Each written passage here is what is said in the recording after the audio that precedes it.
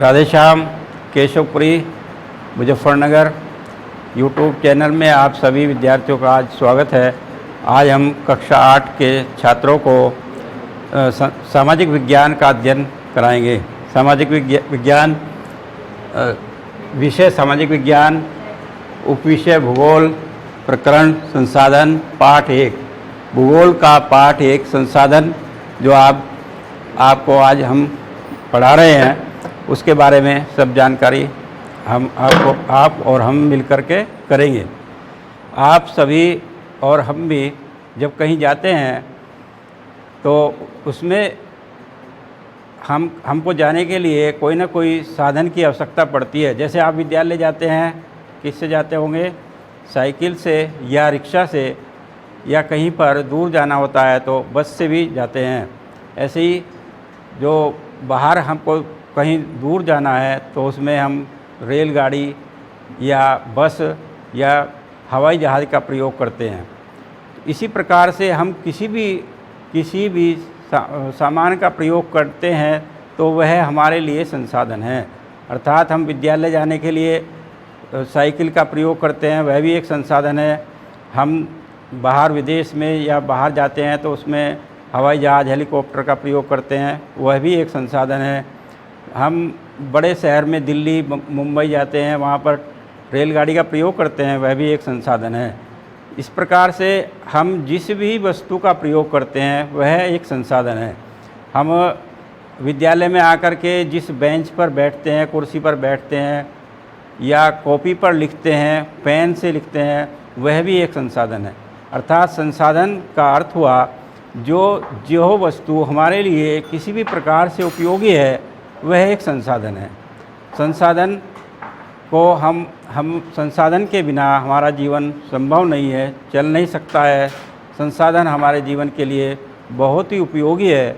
और संसाधन को कई संसाधन तो ऐसे हैं जो हमें प्रकृति से निःशुल्क प्राप्त होते हैं।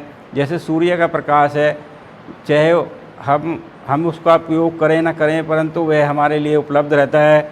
जल है, वायु है, ये सब चीज़ें, मृदा है और पेड़ पौधे से जो हमें हरियाली मिलती है वह भी हमारे लिए निःशुल्क उपलब्ध है। हम इसका उपयोग निःशुल्क कर सकते हैं।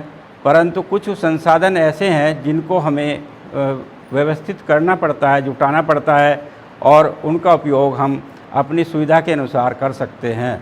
तो इस प्रकार से संसाधन का अर्थ हुआ जो वस्तुएं हमारे लिए उपयोगी होती हैं वह संसाधन कहलाती हैं। सबसे पहले हमने लिखा है संसाधन, जो वस्तुएं हमारे लिए उपयोगी होती है वह सब संसाधन कहलाती हैं। अब आते हैं हम संसाधनों के प्रकार। संसाधनों के प्रकार में सबसे पहले हमारा आता है प्राकृतिक संसाधन। प्राकृतिक संसाधन, जो संसाधन हमें प्रकृति द्वारा प्रदत्त होते हैं वह प्राकृतिक संसाधन कहलाते हैं। जैसे इसमें सूर्य का प्रकाश हमने बताया आपको, जल, सूर्य का प्रकाश, वायु, खनिज पदार्थ और वन में प्राप्त पौधे। अर्थात कुछ पौधे प्रकृति में अपने आप उगते हैं, वे वन कहलाते हैं। कुछ पौधे हम लगाते हैं तो उनको हम अपने सुविधा के लिए लगा सकते हैं। यह एक प्राकृतिक संसाधन है जिनको हम अपनी सुविधा के लिए प्रयोग में लाते हैं और इनका हमें कोई शुल्क भी नहीं देना पड़ता है। प्राकृतिक संसाधन हमें निःशुल्क प्राप्त होते हैं।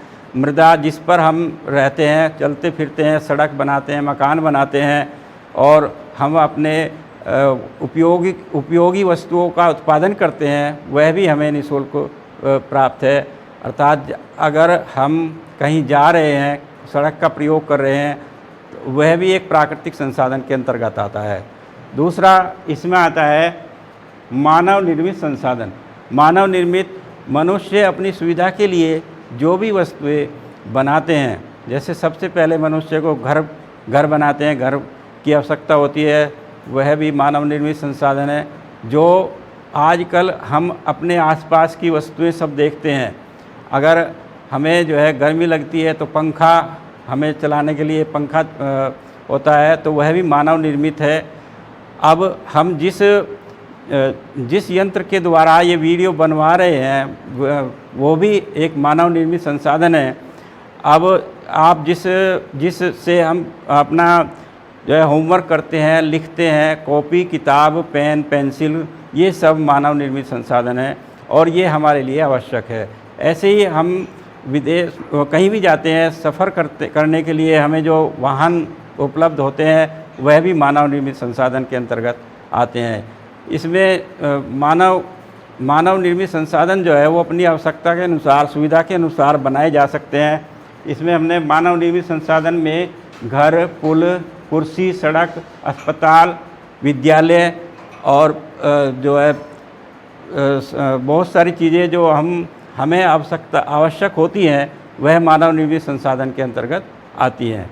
इसी प्रकार से इससे अगला संसाधन है मानव संसाधन। मानव भी एक स्वयं में अपने लिए एक संसाधन है। मानव जो है वह अनेक प्रकार से वस्तुओं का निर्माण करता है, बनाता है। ये सब जो मानव निर्मित संसाधन हैं ये किसी न किसी प्रकार से किसी न किसी मनुष्य ने बनाए हैं और ये मानव निर्मित संसाधन बनाने के लिए मनुष्य को तकनीकी ज्ञान होना आवश्यक है। जैसे हम विद्यालय में जाते हैं, विद्यालय में ज्ञान प्राप्त करते हैं तो हमें अध्यापक पढ़ाते हैं। अध्यापक भी एक मानव संसाधन है। इसी प्रकार से व्यक्ति पुल बनाता है, सड़क बनाते हैं, बस, कार, रेल सब ये बनाते हैं। इनके लिए सबको इंजीनियर की आवश्यकता होती है, तो वह इंजीनियर भी एक मानव संसाधन है। तकनीकी ज्ञान भी एक मानव संसाधन के अंतर्गत आता है। तो इस प्रकार से मानव भी एक संसाधन है। अगर हम बीमार हो जाते हैं तो हमें चिकित्सालय में जाना पड़ता है, वहाँ पर भी ये जो हमारा इलाज करता है, हमारी देखभाल करता है, वहाँ डॉक्टर होते हैं, नर्स होते हैं, वह भी एक संसाधन के रूप में हमारे लिए उपयोगी होते हैं। इसी प्रकार से अब आते हैं हम आगे। मानव संसाधन हमने बताया अध्यापक, इंजीनियर, डॉक्टर और ड्राइवर आदि, ये जो सब है हमारे लिए जो कोई उपयोगी मानव है वे सब मानव संसाधन के अंतर्गत आते हैं। उसके बाद आता है प्राकृतिक संसाधन को भी हम दो भागों में बांट सकते हैं। प्राकृतिक संसाधन है नवीकरणीय संसाधन। नवीकरणीय संसाधन का मतलब है कि जिनको हम दोबारा से प्रयोग कर सकते हैं वह नवीकरणीय, अर्थात जो हम बार बार प्रयोग करते हैं उसको हम नवीकरणीय संसाधन के अंतर्गत रखते हैं। जैसे सूर्य का प्रकाश है, हम कितना ही उसको प्राप्त करें, सूर्य से धूप या जो है प्रकाश हमें मिलता है वो हम कितना ही प्राप्त करें वह कभी समाप्त नहीं होता है। अर्थात हम उसको हमेशा प्रयोग करते रहते हैं। नवीकरणीय संसाधन के अंतर्गत सूर्य का प्रकाश आता है, पवन जिसको हम हवा कहते हैं, जिसमें हम सांस लेते हैं, ये नवीकरणीय संसाधन के अंतर्गत है। अर्थात ये कभी समाप्त नहीं होते हैं।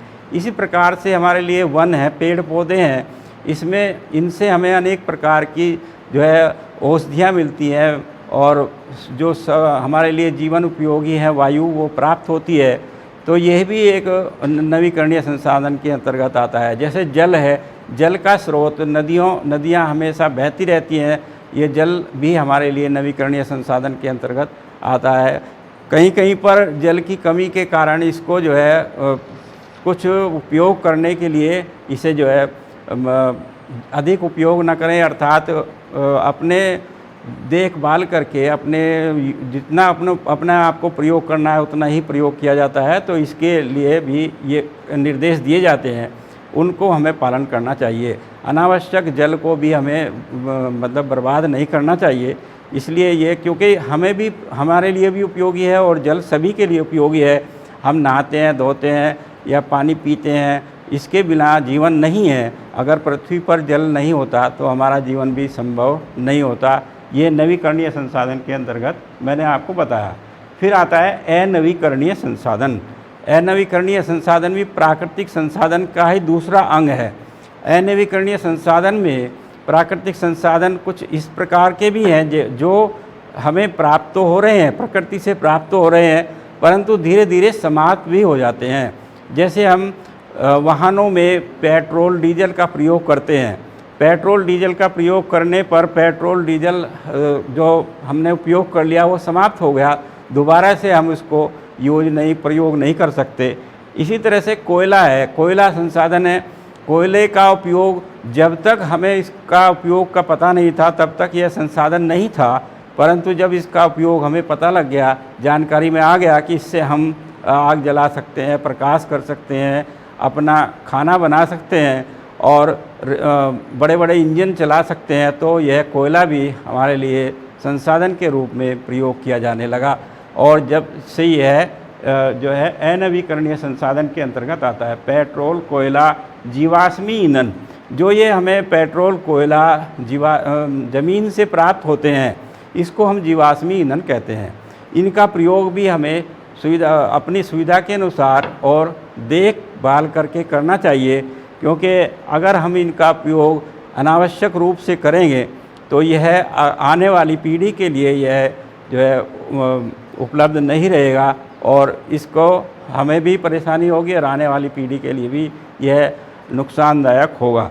इस प्रकार से पेट्रोलियम, प्राकृतिक गैस जो है अनवीकरणीय संसाधन के अंतर्गत आता है। आजकल नए नए संसाधन उपलब्ध हैं प्रकृति से, परंतु कुछ व्यक्ति इनका अनावश्यक उपयोग करते हैं और अनावश्यक रूप से उपयोग करना हमारे लिए यह हानिकारक भी होता है और इससे हमें जो है अगली पीढ़ी के लिए, अगले आने वाले भविष्य के लिए यह उपलब्ध नहीं रहेगा।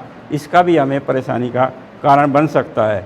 फिर आता है इसके बाद अनवीकरणीय संसाधन के बाद मानव निर्मित संसाधन। मानव निर्मित संसाधन, मानव अपनी आवश्यकता के अनुसार संसाधन बनाता है। लकड़ी का जैसे पेड़ से लकड़ी काटी जाती है, लकड़ी काटने पर वह एक लकड़ी है, परंतु अगर उसको मानव अपनी आवश्यकता के अनुसार लकड़ी से वह जो है कुर्सी मेज़ बनाता है या दरवाजे बनाता है या फिर अपने लिए चारपाई बेड बनाते हैं, तो वह उसके लिए एक संसाधन का रूप प्राप्त कर लेती है। लकड़ी को ईंधन के प्रयोग के रूप में प्रयोग किया जाता है। उसको वह उसके लिए जब वह उसके लिए उपयोगी होती है तो तभी वह संसाधन के रूप में होता है, और नहीं तो लकड़ी जो है एक तरह से पेड़ से प्राप्त हुआ एक संसाधन है, परंतु उपयोगी संसाधन जब ही बनाया जा सकता है जब हम उससे कोई ना कोई अपने लिए उपयोगी चीज़ बनाते हैं। इसी प्रकार से मिट्टी भी एक संसाधन है, प्राकृतिक संसाधन है, परंतु उससे जब व्यक्ति मिट्टी से अपना घर बनाता है या फिर ईंट बना करके उससे जो है घर बनाने के काम आता है और सड़क बनाता है, मिट्टी से अनेक प्रकार की वस्तुएं बना करके अपने लिए उपयोगी चीज़ें बनाते हैं, तो वह मानव निर्मित वस्तुएं और प्रकृति से जुड़ी हुई वस्तुएं अपने लिए बनाई जाती हैं, तो यह मानव निर्मित वस्तुओं में आता है। इसी प्रकार से जैसे विद्यालय में लोहा, अभी इसमें रह गया लोह अयस्क। लोह अयस्क के बारे में पहले जानकारी मिट्टी से प्राप्त होता है। लोह अयस्क अगर उसको हम उपयोग में ना लाएं तो वह एक लोह अयस्क के रूप में, अर्थात पत्थर के रूप में हमें दिखाई देता है, परंतु उसको हम उपयोगी बनाने के लिए अपने लिए लोहे का निर्माण करते हैं, लोहा सरिया बनाते हैं, पुल बनाने के लिए गाटर वगैरह बनाए जाते हैं, तो ये भी एक इस प्रकार का ही संसाधन है, मानव निर्मित संसाधन के अंतर्गत ही आता है। इसमें मानव निर्मित संसाधन के अंतर्गत जैसे अध्यापक हैं, डॉक्टर हैं, इंजीनियर हैं, ये भी अपनी सुविधा अनुसार इनको बनाया जाता है। जैसे बच्चा जब स्कूल में पढ़ने जाता है तो वह उसको जो है कुछ नहीं पता होता कि उसको क्या बनना है, परंतु जब आगे चल कर के उसकी योग्यता के अनुसार वह डॉक्टर या अध्यापक या इंजीनियर बनता है, तो वह भी एक हमारे लिए उपयोगी होता है और वह मानव संसाधन के अंतर्गत आता है। मानव संसाधन में अध्यापक, डॉक्टर, इंजीनियर, तकनीकी ज्ञान रखने वाले या फिर हमारी कोई ना कोई हेल्प करने वाले जो होते हैं, सहायता करने वाले होते हैं, वह मानव जो है वह हमारे लिए संसाधन के रूप में उपयोगी हैं। इस प्रकार से जो तकनीकी ज्ञान है, तकनीकी ज्ञान के द्वारा ही मानव ने पुल का निर्माण किया, तकनीकी ज्ञान के द्वारा ही मानव ने छोटी से छोटी वस्तु बनाई और बड़ी से बड़ी वस्तु बनाई। जैसे कि हमारे लिए उपयोगी है जो कलम हम जिसका प्रयोग कर रहे हैं, वह भी तकनीकी ज्ञान के द्वारा मनुष्य ने बनाया, और जिस वाहन से हम विद्यालय आ रहे हैं वो भी तकनीकी ज्ञान के द्वारा ही मानव ने बनाया है। इसी प्रकार से बड़े बड़े वाहन जो विदेश जाने के लिए हवाई जहाज़, हेलीकॉप्टर का प्रयोग किया जाता है, वो भी मनुष्य की तकनीकी ज्ञान के द्वारा ही हमें उससे प्राप्त हुआ, वह भी हमारे लिए एक संसाधन है। इस प्रकार मानव संसाधन भी मनुष्य अनेक प्रकार की वस्तुएं हमारे लिए बनाता है, इसलिए मानव संसाधन भी हमारे लिए उपयोगी है। अब भारत सरकार ने अपने अधीन मानव संसाधन मंत्रालय की स्थापना की। सन 1985 में इस मंत्रालय की स्थापना हुई थी और इसमें जो है मानव संसाधन को उपयोगी मानते हुए मानव संसाधन मंत्रालय बनाया गया। इसमें जो है संसाधन संरक्षण की भी एक आवश्यकता होती है।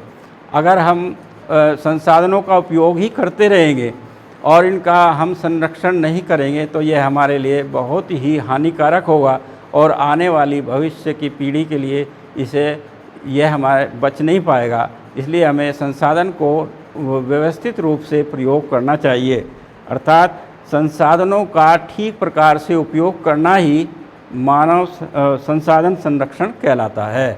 इस प्रकार से संसाधन संरक्षण करना हमारे लिए बहुत उपयोगी होता है। और संसाधन सतत पोषणीय विकास, अर्थात अगर हम संसाधन का उपयोग करते हुए, जैसे मान लिया हमने किसी पेड़ पौधे का उपयोग किया है, पेड़ पौधे हमारे लिए उपयोगी हैं, हमने एक पेड़ को काट करके उससे अपने लिए कोई वस्तुएं बनाई हैं, अपने लिए कोई उपयोगी चीज़ें बनाई हैं, तो हमें उसके स्थान पर 1 या 2 पेड़ और लगाने चाहिए, जिससे कि आने वाली पीढ़ी के लिए कोई कमी न रहे। और इस प्रकार से हमें अपने जो संसाधन है उनका उपयोग करते हुए आगे बढ़ते रहना चाहिए। और मानव संसाधन सतत पोषणीय विकास के लिए प्रकृति के जीवन और विविधता का संरक्षण करना चाहिए, पेड़ पौधों का संरक्षण करना चाहिए। जैसे हमने अभी बताया कि जीवाश्मी ईंधन के अंतर्गत कोयला, पेट्रोल, डीजल ये सब आते हैं, तो कोयला, पेट्रोल, डीजल का भी हमें अपने हिसाब से ही प्रयोग करते रहना चाहिए। इस प्रकार से जल को उपयोग हमारे लिए उपयोगी है, आने वाली पीढ़ी के लिए भी इसका उपयोग हो, इसलिए हमें इसका उपयोग अपने हिसाब से और व्यवस्थित रूप से करना चाहिए। यह ना हो कि अनावश्यक ही हम इसको बहाते रहें और आने वाली पीढ़ी को इससे परेशानी उठानी पड़े। प्राकृतिक संसाधनों के द्वारा ही हम आगे बढ़ सकते हैं। इनके ह्रास को रोकने के लिए प्राकृतिक संसाधनों का उचित रूप से उपयोग करना चाहिए, अनावश्यक रूप से उनका उपयोग नहीं किया जा सकता। पर्यावरण के प्रति व्यक्तिगत व्यवहार भी आवश्यक होता है। व्यक्तिगत व्यवहार मतलब पेड़ पौधे हमारे लिए उपयोगी हैं, तो हमें उनको व्यवस्थित रूप से रखना, उनको समय समय पर पानी देना या उनकी देखभाल करना हमारे लिए जो है ये आवश्यक हो जाता है। समुदाय को भी अपने पर्यावरण की देखभाल करने के लिए कहना चाहिए। ये ना हो कि एक आदमी जो है, एक व्यक्ति तो देखभाल कर रहा है, दूसरा उसको जो है छेड़छाड़ करके उसको नुकसान पहुंचा रहा है। तो हमें सभी के लिए ये जागरूकता बनानी चाहिए। मानव जीवन की गुणवत्ता को बढ़ाने के लिए हमें अपने आप को भी और मानव को भी और आने वाली पीढ़ी को भी इसमें सुधार करना होगा। इस प्रकार से हमने आपको संसाधन के बारे में बताया, संसाधन की जानकारी दी, और इस प्रकार से आप संसाधन के बारे में बहुत सारी बातें जान गए होंगे। अब आपको कुछ गृह कार्य करके लाना है। गृह कार्य में आप सब जान गए होंगे 5 प्राकृतिक संसाधनों के नाम आपको अपनी कॉपी में लिखने हैं। इसी तरह से 5 मानव निर्मित संसाधनों के नाम भी आपको अपनी कॉपी में लिखने हैं। संसाधन का ये पाठ हमारे लिए बहुत ही महत्वपूर्ण है। आपने इसका ज्ञान प्राप्त किया, धन्यवाद।